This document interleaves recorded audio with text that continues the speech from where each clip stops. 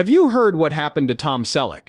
Picture a secret wedding under a fake name, the minister oblivious to the groom's true identity, a missing marriage license, and a frantic dash to Reno before dinner. That's just the opening act in the roller coaster life of Hollywood's mustachioed heartthrob. By 2025, he stood on live television, weathered and worn, admitting he might lose everything he'd built.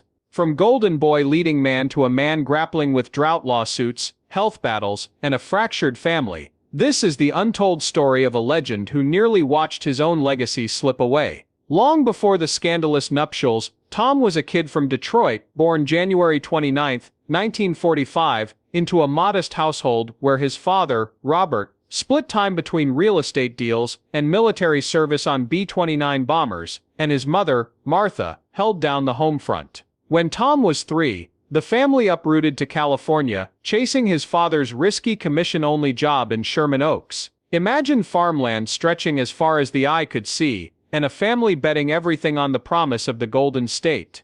By 1960, Robert's gamble paid off. He was earning near-presidential salaries in real estate commissions. But for young Tom, success brought its own challenges. Towering above classmates at 6'4", his height made him stand out from the start.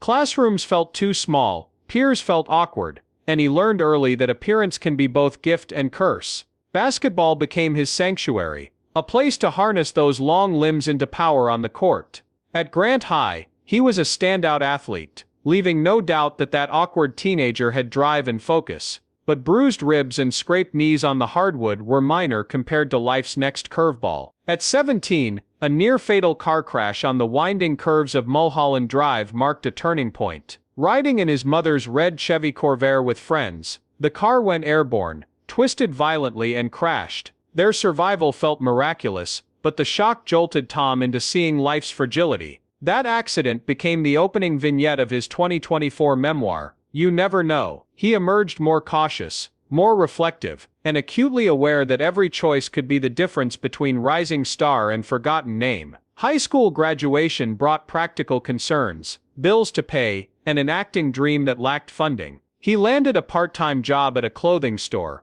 one he kept even after landing small acting gigs. He chose Valley Junior College over a full-ride basketball scholarship at Montana State, determined to stay close to home and pay his own way. It was a small sacrifice for a bigger goal, getting into USC, where he finally enrolled in 1965 after scrimping and saving. His first season on the Trojans basketball team yielded just 4 points in 7 games, modest by any measure, but chasing a dream rarely follows a straight line. Actors often talk about the lucky break. For Tom, it started in a Pepsi commercial audition where he had to dunk a basketball on camera. He drank so much soda during filming that he got sick, but the $1,000 payday was nothing to sneeze at in the mid-60s. 20th Century Fox signed him to their acting program. Yet just when opportunities seemed to crystallize, real-world demands intruded again. In 1967, he received his Vietnam draft notice, rejected warfront combat by joining the California National Guard's 160th Infantry, serving 6 years, including responding to the Watts riots. He kept his uniform in his car trunk, ever ready for activation, even if it meant interrupting auditions. Returning to Hollywood after his Guard service, Tom dove into intense training under Milton Katselas at the Beverly Hills Playhouse.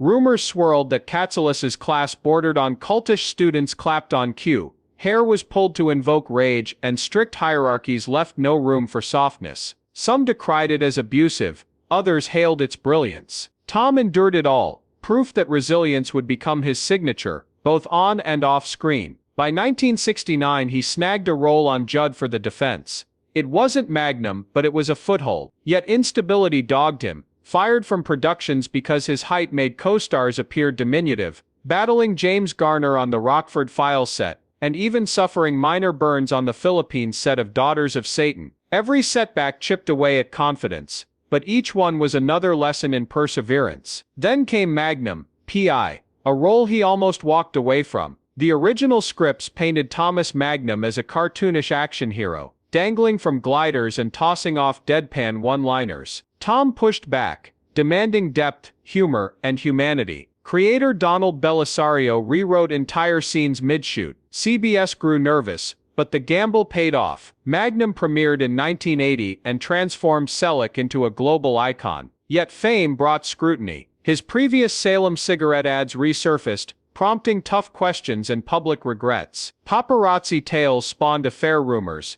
divorce headlines, and whispers about secret marriages. In 1987, at Lake Tahoe, Tom and British stage actress Gilly Mack tied the knot as Tom Jenkins and Susie Marks, complete with fake identities and Polaroid snapshots instead of press releases. Even that clandestine ceremony almost collapsed when they forgot the license, requiring a last-minute courier sprint to Reno. But that wedding was only the beginning of a string of calamities. A helicopter crash on Magnum set that claimed a camera operator's life, chilling them all. A water theft lawsuit that cost him nearly $250,000. Avocado groves, ravaged by drought. A son's spiral into addiction. A memoir release that laid bare regrets and secrets. And most wrenching of all, his own body betraying him with knee replacements, arthritis, and the creeping fear that he might not walk away unbroken. Through triumphs and tragedies, from Detroit factories to Hollywood soundstages, from the football courts of USC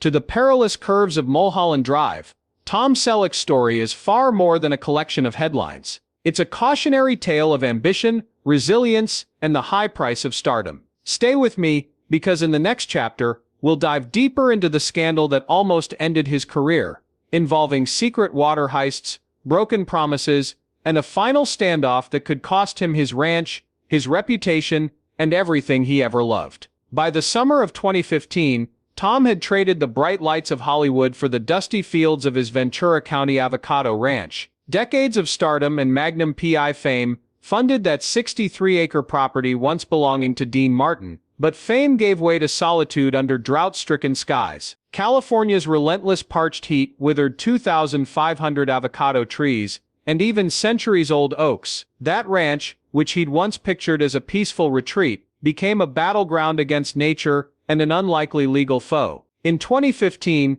the local water district filed a lawsuit, accusing him of siphoning off nearly 1.4 million gallons of public water during one of the worst droughts in state history. Investigators claim surveillance footage documented a tanker truck making 12 trips from a municipal hydrant to his fields, violating mandatory cutbacks of over 30%. That public image of a generous Hollywood star crumbled under headlines about theft and environmental abuse, as his lawyers scrambled to negotiate a settlement and preserve his reputation. Settling the case cost him over $200,000, but the financial hit was secondary. What stung most was the feeling of betrayal from neighbors and longtime employees who'd admired his generosity. Rumors spread quickly on social media, memes mocked the Avocado King, and late-night hosts made him a punchline. For someone whose career thrived on charisma and public goodwill, this scandal underscored a painful truth. In the age of instant outrage, even the smallest misstep can tarnish a lifelong legacy. It was a far cry from the heroism he displayed years earlier, demanding safety changes after the helicopter crash on Magnum's set. Back then,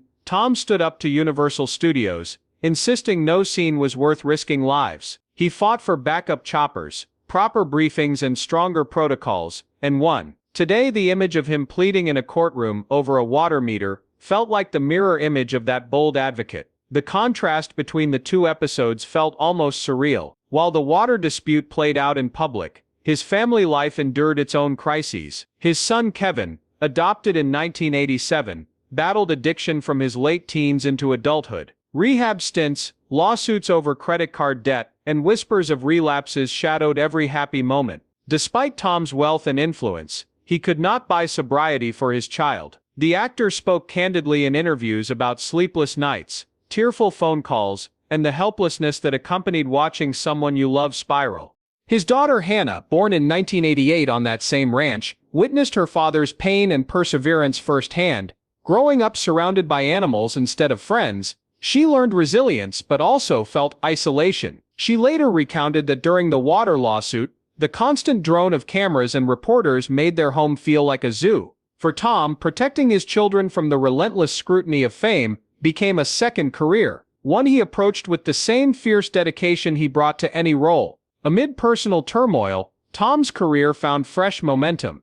In 2010, he took on the role of Frank Reagan in Blue Bloods, a CBS procedural that mixed family drama with cop action. Earning $200,000 per episode, he became one of television's highest-paid actors. But even that success carried pressures: network demands for budget cuts, debates over creative direction, and concerns about his health. When CBS proposed a 25% salary reduction to keep the show afloat, he agreed, sacrificing millions in pay, proof that loyalty ran deeper than any paycheck. In May 2024, he released You Never Know, a memoir co-written with Ellis Henkin that peeled back the veneer of celebrity. Readers discovered intimate confessions, fear of failure after 6 failed pilots, the secret tears shed over silent dinners, the guilt of surviving while friends perished in that Corvair crash. Critics praised its honesty, but some accused him of oversharing, turning tabloid fodder into literary drama. Still, the book soared onto bestseller lists, reminding everyone that even icons have vulnerabilities that resonate with ordinary human hearts.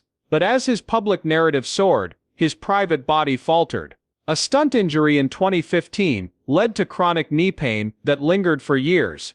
By early 2024, he'd undergone bilateral knee replacements, wounds scarred from shin to ankle. Prednisone treatments for inflammation triggered bouts of rapid weight gain, mood swings, and swollen joints. Friends described him as a shell of the strapping figure who once vaulted across sound stages. Each step to the set required pain medication and a walker, yet Tom refused to sit idle, fearing retirement more than the pain. This juxtaposition of triumph and tribulation, avocado groves dying, family in turmoil, health in decline, career demands unceasing, paints a portrait both inspiring and heart-wrenching. In a lifetime marked by breakthroughs and breakdowns, Tom Selleck stands at a crossroads where legacy and mortality intersect. Up next, we'll explore the heart of his resilience, how he found the will to keep going, the bonds that held him together, and the ultimate question: can a man who built his life on strength endure when strength itself truly falters? Resilience isn't a switch you flip once and forget. It's a muscle forged in fire and honed by every setback. For Tom Selleck, each new challenge became another rep in his lifelong workout of endurance. After the death of a camera operator in the helicopter crash, the sting of public water theft headlines, and the cruelty of drought stripping his beloved avocado groves bare, he might have folded. Instead, he dug in deeper, channeling every disappointment into renewed purpose. It was one thing to play a hero on screen, another to summon that heroism when life's script refused to cooperate.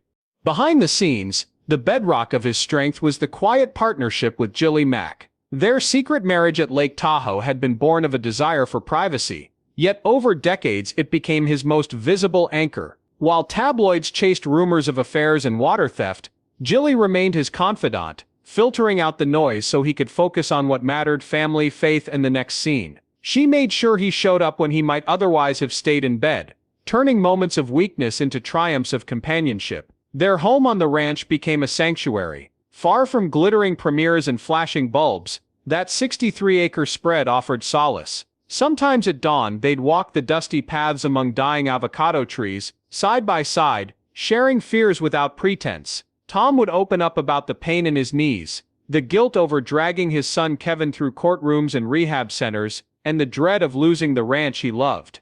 Jilly listened as deeply as any director, coaxing him back onto his feet with the simple power of presence. Friends and colleagues also played starring roles in his revival. After Blue Bloods wrapped for the day, crew members would linger to share homemade meals on the backlot, swapping stories as if they were part of some extended family sitcom. Producers noticed his kindness with extras and grips, how he took genuine interest in their lives. In return, they went to bat for him, pushing for storyline tweaks on Reagan's character to give him more dignity, ensuring safety protocols on location shoots, and even delaying production crews so he could rest between takes.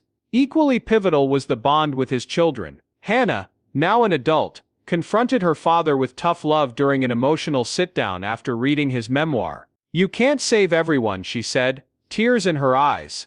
"But you can't give up either." Those words galvanized him. He realized that perseverance wasn't about bulldozing through pain. It was about knowing when to ask for help. He saw that leaning into his daughter's grief and shared history gave him license to step back from the front lines and recharge. In the quiet aftermath of surgery, when prednisone left him swollen and irritable, he found refuge in small routines. Early mornings became his favorite hours, back when dawn's light spilled across withered fields, and he could work on his memoir's sequel or sketch out Blue Blood story arcs in a battered Moleskine journal. Each sentence served as a declaration that despite the arthritis, the memory of Mulholland Drive's near-fatal crash, and the humiliation of lost roles because of his height, he still had stories to tell. That drive also led him to charity work.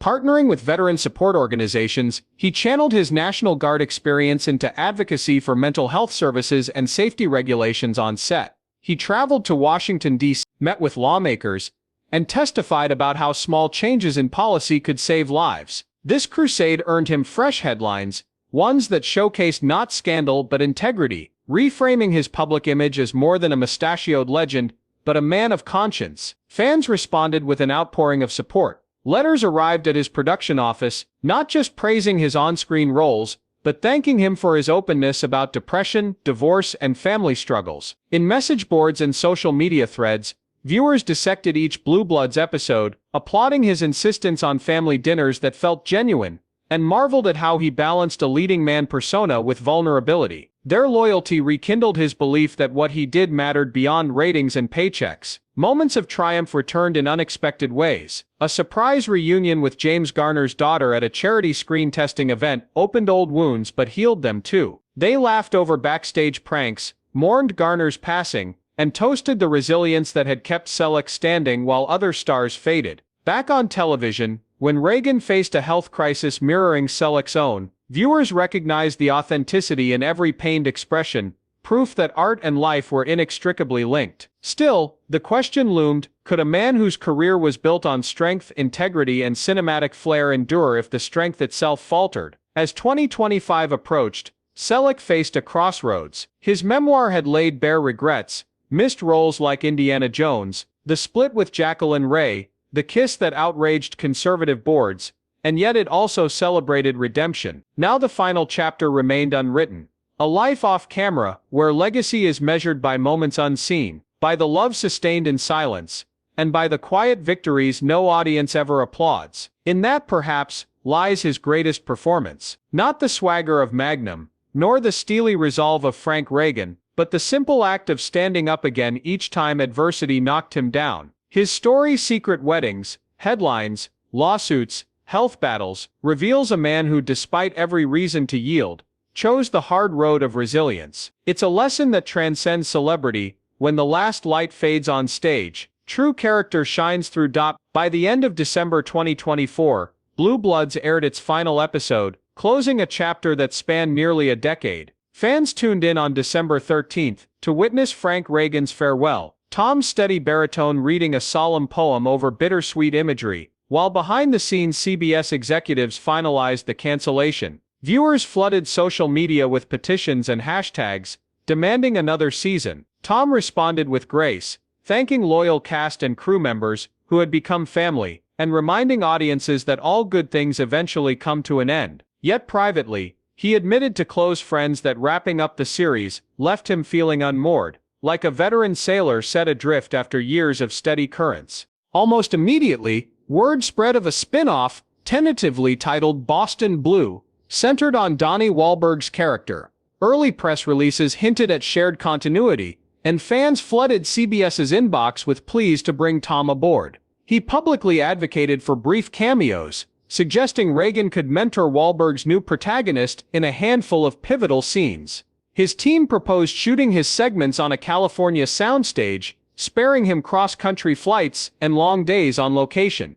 Industry insiders speculated that the network favored fresh faces and cost savings over reviving a veteran lead, but supporters rallied behind slogans like #BringBackReagan, generating more buzz than any late-night talk promo. Meanwhile, Tom's health was increasingly under the spotlight. Chronic knee pain from a 2015 stunt injury, compounded by arthritis, meant every step required care. The bilateral replacements in early 2024 left 2 scars running down his shins, visible reminders of a body pushed past its limits. Prednisone treatments helped control inflammation, but carried side effects, sudden mood swings, insomnia, and rapid weight gain. Paparazzi snapped unflattering images of him arriving on set with a cane, spurring tabloids to question whether he could handle the rigors of network television. For someone whose career was built on physical presence, from basketball courts to helicopter chases, this public scrutiny stung more than any negative review. In May 2024, the release of his memoir, You Never Know, transformed the narrative once more. Co-written with Ellis Henkin, the book dove into hidden corners, his 6 failed pilots, the pain of losing out on Indiana Jones, the regrets tied to his secret marriage under the alias Tom Jenkins, and the anguished prayers over his son's addiction. Critics praised its candor, while naysayers accused him of trading tabloid drama for literary profit. Despite the noise, the memoir debuted at #1, fueled by former NBC Universal interns turned social media influencers who called it the best comeback of the year. Book signings drew sold-out crowds and tears, as fans thanked him for vulnerability few leading men dare to show. Off-screen, Tom found renewed purpose through philanthropy. Drawing on his National Guard service and personal battles with loss, he became a vocal advocate for mental health and on-set safety. He testified before Hollywood unions and state legislatures, pushing for stricter protocols on stunt coordination, mandatory mental health counseling for veterans-turned-actors,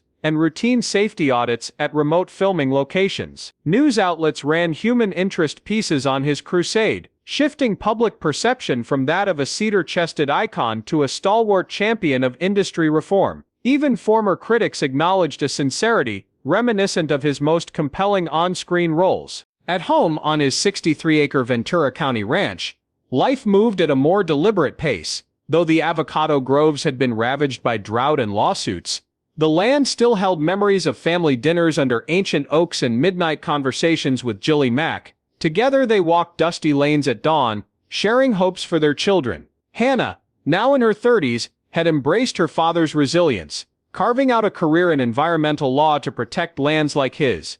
Kevin, after years of legal battles and rehab stints, found steady work as a carpenter, and called his dad every Sunday to report progress on home build projects. These moments of connection grounded a man whose professional life often demanded he stand alone under glaring lights. Yet a reckoning loomed. CBS had quietly greenlit Boston Blue, but remained non-committal about guest roles. Tom, ever the negotiator, offered to defer his fee or make only a single appearance to launch the pilot. Executives countered with concerns over scheduling and insurance premiums tied to his medical history. The stalemate echoed past struggles between creative vision and corporate bottom lines that had once threatened Magnum P.I. itself. Now it tested his will again, forcing him to decide whether to fight for a symbolic return or to write his own next act off camera. Across late-night panels and fan conventions in early 2025, speculation about his future swirled. Would he retire quietly to the ranch he loved, letting younger stars carry the torch? Or would he pivot fully into advocacy, memoir writing, and selective producing, wielding his name behind the scenes? Rumors of a self-funded documentary detailing Hollywood's safety evolution began circulating. Industry friends suggested he tour colleges, lecturing on the rigors of stardom and the importance of mental health care. Each option held its own allure and risk, the promise of new purpose versus the vulnerability of stepping away from the spotlight. In truth, Tom Selleck's final act may not play out under studio lights at all. It might unfold on dusty ranch roads, in hushed courtroom corridors, or through the pages of a journal he keeps for his grandchildren. He's built a legacy on strength, humor, and unflinching honesty. Now at 80, with his body marked by time and his spirit tempered by trials, he faces the most human of choices: how to reconcile fame with mortality, autonomy with legacy, and resilience with rest. One thing remains certain: whatever comes next, it will be a story worth telling. Before dawn breaks over the Ventura County ranch, Tom sits on the edge of his bed, the memory of countless alarm clocks echoing through decades of early call times. A half-century earlier, he had stumbled into USC's campus in a wrinkled suit, hopeful, shy, and determined to become someone more than the tall, awkward kid with a basketball under his arm. College tryouts, Pepsi commercials, guard drills, small gigs in dusty studios, all of it carried him from anonymity to Magnum sleuth, and later into living rooms across America as Frank Reagan. Now in the quiet hush before sunrise, he remembers that long road of moments both triumphant and terrifying. He recalls the first time a casting director looked at him and saw potential rather than height, and the pride he felt on Hammond's set when his first line brought an assistant beside him to whisper, "That was good." Glory days seem distant here among empty corrals, but their glow lingers, a lantern in the dark that still guides his weary feet.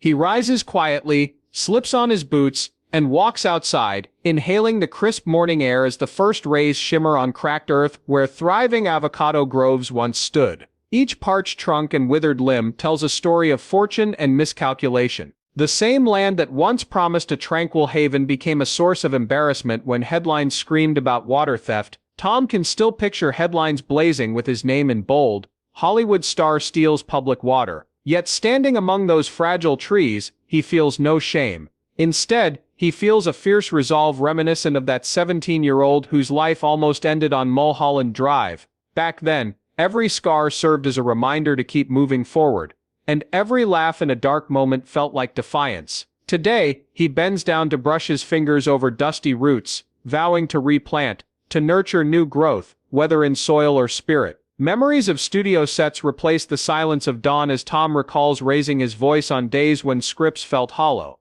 He remembers pleading with bosses to keep storylines honest and refusing to cast away his principles, even when ratings dipped or executives balked. These moments mirror his fight for on-set safety after the fatal helicopter crash. That crusade reshaped industry standards but nearly cost him his dream role, as studios labeled him difficult. Yet he never wavered. Integrity, he learned, comes at a price, but its payoff is respect and enduring legacy. Now as he contemplates stepping back from acting, he wonders how to preserve that integrity when no camera rolls. Can advocacy and mentorship sustain him as fully as the bright glare of studio lights? The question resonates like a beat in unfinished dialogue. He lifts his gaze to the horizon, aware that every ending is also an invitation to begin anew. He reflects on the rare moments of joy that punctuated his journey, meeting Dean Martin at a Hollywood party and buying that ranch, surprising award show speeches where the audience broke into cheers, and the laughter he shared with co-stars when cameras turned off. Those memories remind him that fame wasn't just flashing lights and applause, it was the thrill of creative collaboration and the privilege of storytelling. In quieter times, he found meaning in teaching younger actors the art of presence, how to convey emotion with a glance, how to listen genuinely, and why humility remains essential even under spotlights. Passing on those lessons became a secret source of fulfillment. He realized that offering guidance, forging connections, and seeing new talent flourish could rival any on-screen triumph. He often retells anecdotes about auditions, reminding protégés that perseverance trumps prejudice, and that every no can lead to a future yes. He senses that the true legacy of his life won't be measured in Emmy statues or box office receipts, but in the impact of a well-worn script he passed to actor, in the safety regulations adopted because he refused to stay silent after tragedy, and in the quiet pride of watching his daughter argue a landmark case to protect lands. Maybe long after the ranch returns to wild grass and avocado trees lie only in memory, someone will recall the tall man with the mustache who once walked those grounds and dared to speak truth.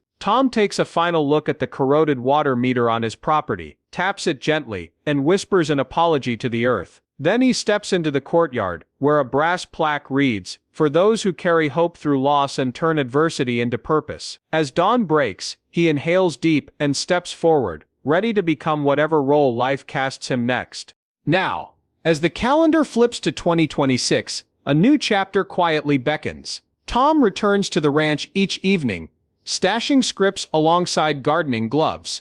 Cameras no longer follow his every step, yet the allure of story remains. He fields offers to produce documentaries on safety reforms, inviting young filmmakers to witness where Hollywood learned hard lessons. A plan to narrate his own journey as a limited series floats in development. No glitzy premieres, just raw honesty. On weekends, he hosts workshops in community centers, guiding aspiring actors through the nuances of presence and pacing. He recalls auditions that taught him to listen first, speak least, and he urges students to cherish patience above all. In these moments, his lessons feel more vital than any on-screen cameo. The sweat of live coaching replaces the glare of studio lights, and he finds fresh satisfaction in molding others' dreams. Meanwhile, whispers of a Boston Blue reunion persist, Executives reportedly admired Tom's impassioned pitch to test pilot scenes with Donnie Wahlberg. Although a cameo remains uncertain, the network greenlit a roundtable reunion special for 2026, bringing Magnum and Reagan fans together to reminisce. Tom agreed to participate, not for ego but gratitude, an acknowledgement of fans who stayed loyal through droughts, crashes, and court battles. Their unwavering support has been his greatest accolade. Family dinners at the ranch continue as sacred rituals. He watches Hannah, now a respected environmental attorney, supervise restoration projects on neglected land. Kevin, steady in recovery, applies carpentry skills to renovate the old barn. Together with Jilly, they sit beneath string lights, sharing stories that stretch from Detroit workshops to Hollywood soundstages. In the warm breeze, laughter mingles with the scent of earth, and echoes a time when his star burned brightest. Health challenges persist, but resilience remains. Physical therapy is part of his daily routine. Meditation and evenings spent reading quiet his restless mind. He no longer chases adrenaline in stunts or on court floors. Yet his heart races when he revisits that first failed pilot, a humbling memory reminding him every setback carries seeds of growth. Each scar tells a story of determination, and echoes his memoir's voice urging readers to embrace uncertainty and keep moving forward. Beyond ranch or studio, his name resurfaces in conversations about mental health. Organizations hail him as a pioneer championing counseling and veteran care. Inspired by his decisions to speak openly about depression and pain, he's invited to speak at universities and nonprofit galas, delivering speeches that blend cinematic anecdotes with practical advice on grit and grace. In auditorium lights, his voice resonates, and he understands that influence can extend far beyond entertainment. In private reflection, the question of legacy haunts him less. He once measured success by box office receipts and Nielsen ratings, but now he gauges impact by lives he's touched. Surgeons who adopted his safety protocols, students crediting him for breakthrough auditions, and communities restored with depleted groundwater. Fame, he realizes, was the vehicle. Purpose has become the destination. This shift defines his view of success more than any award or paycheck. Yet for all the advocacy and teaching, the allure of acting still lingers. He's amused by scripts offering roles as retired officers or wise mentors, but he hesitates. Would stepping back on set reignite old flames, or reopen wounds tied to his changing body? Some close to him suggest a one-time appearance in the Boston Blue spin-off, enough to close that narrative arc without demanding weeks away. He remains open to the idea of returning, even briefly. Ultimately, his story transcends the man himself. It's a cautionary tale of fame's fleeting nature, and a testament to perseverance amid relentless change. From a secret wedding kept private to a stolen water scandal, health crises, and family dramas played out in public, each headline became a crucible, forging deeper compassion. He's been broken and rebuilt more times than anyone can count, and that is perhaps the most cinematic arc of all, a story of resilience beyond any role. As we draw this journey to a close, one final contrast frames his life. The world knew Tom Selleck as Magnum P.I., a character defined by strength, warmth, and humor. Few imagined the real man behind the mustache, navigating unseen battles on ranches, in boardrooms, and at hospital bedsides. In truth, his greatest role has always been the one performed away from cameras, where each choice was unscripted, and each moment raw. These unseen scenes reveal the deepest truths. Now, the question turns to us: have you heard what happened to Tom Selleck? Not just the scandals or the triumphs, but the quieter truths that emerged after the applause faded. His life teaches that every hero faces vulnerability, resilience is built moment by moment, and the truest stories are written in acts of courage outside the spotlight. As we reflect on his journey, perhaps we can consider our own legacies, and ask how will we rise when the final credits roll.